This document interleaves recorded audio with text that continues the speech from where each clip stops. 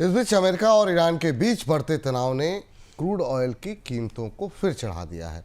Brent crude करीब $70 और WTI $68 पर बैरल के पास पहुंच गया। अमेरिका ने मिडिल ईस्ट से कुछ स्टाफ हटाने शुरू कर दिए हैं, जिससे सप्लाई पर असर की आशंका और ज़्यादा बढ़ गई है। बाजार पर अब ओमान में होने वाली बातचीत पर नज़र जो है वो बनी हुई है कि वहाँ से क्या कुछ निकलता हुआ दिखाई देगा। सर, ईरान के साथ ताज़ा घटनाक्रम क्या कुछ घटता हुआ दिखाई दे रहा है? ईरान और अमेरिका के बीच में तनाव अब शांति वार्ता की संभावनाओं के बीच में तनाव शुरू हो गया है। ईरान ने भी गिव अप कर दिया है एक तरह से और अमेरिका ने भी गिव अप कर दिया। अमेरिका की तरफ से ये भी संकेत दिए गए कि वहाँ कोई बड़ी सैन्य कार्रवाई हो सकती है, इसलिए अपने अधिकारियों को ईरान से वापस बुलाने का आदेश भी अमेरिका की तरफ से दिया गया है।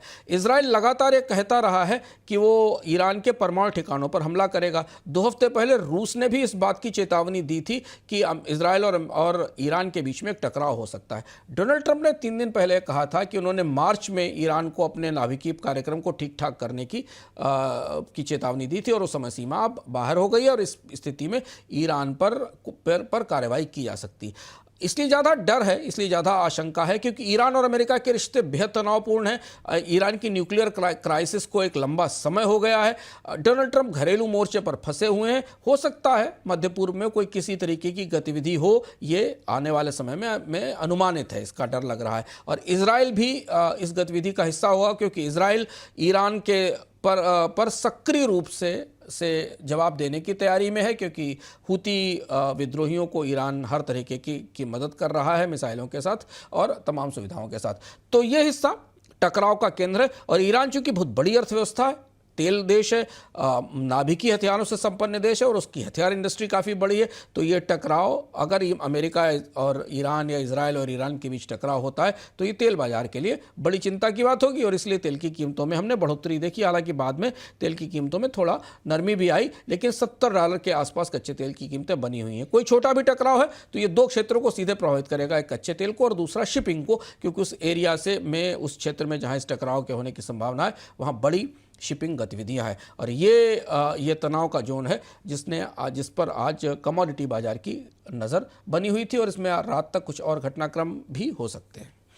अब यहाँ से सर कच्चे तेल का आउटलुक क्या देख रहे हैं? क्योंकि अगर ये सब घटनाक्रम नहीं होता तो सबको लग रहा था कि अभी तो कच्चे तेल जो है वो एक दायरे में ही रहेगा, नीचे की तरफ जाता हुआ दिखाई देगा। कच्चे तेल में ये आई तेजी जो है वो अभी आउटलुक की तरफ क्या इशारा कर रही है? कैसा आउटलुक दिखाई दे रहा है आपको? बिल्कुल, जो क्रूड का प्योर आउटलुक जियोपॉलिटिकल है। इसके अलावा अगर आप डिमांड सप्लाई के रोशनी में देखें तो क्रूड के आउटलुक तेजी का है ही नहीं, बढ़ने का है ही नहीं, क्योंकि अभी ओपेक ने अपने उत्पादन में बढ़ोतरी का ऐलान किया है, अपने नियमित उत्पादन बढ़ोतरी के कार्यक्रम पर कायम है। ब्रेंट की साइड से सप्लाई का गलट की स्थिति बनती दिख रही है। रूस को भी अगर थोड़ी बहुत रिलैक्सेशन मिलेगी तो अपना तेल बाजार में लेकर आएगा। तो डिमांड सप्लाई साइड से कोई बड़ी चुनौती नहीं है। हाँ, एक कच्चे तेल में ईरान और अमेरिका के बीच तनाव के बीच में एक और खबर आई जिसने थोड़ा कच्चे तेल को